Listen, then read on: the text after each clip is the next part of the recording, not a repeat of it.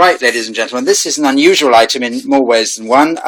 It's a 1798, so it's pretty early, volume published in Boston in America, called An Interesting Narrative of the Travels of James Bruce, Esquire, into Abyssinia to Discover the Source of the Nile.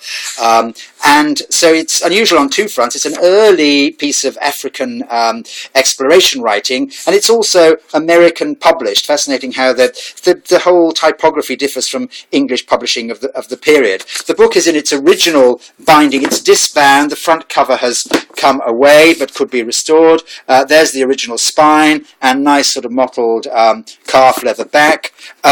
The book starts with an introduction of around 30 pages, and then there's a charming sort of vignette, travels to discover the source of the Nile. When the book gets started properly, and there is basically the raison d'etre of the book.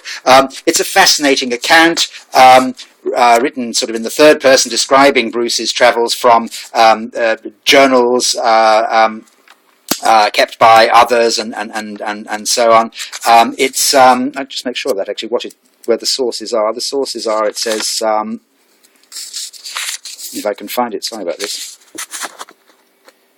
Sorry.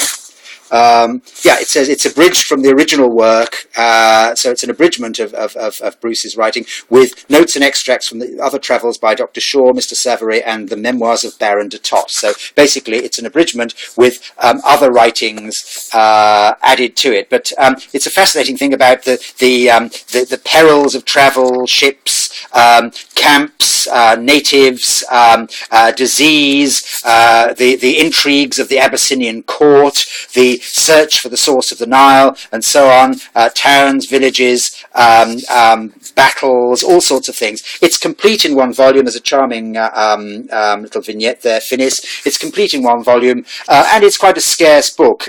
I've found 2 copies currently for sale on the internet. They're priced at £80 and £97. So the travels of Mr. Bruce in 1798, actually I think he travelled in about 30 years earlier than that, to find the source of the Nile. 18th century travel writing, rather unusual. Thanks very much.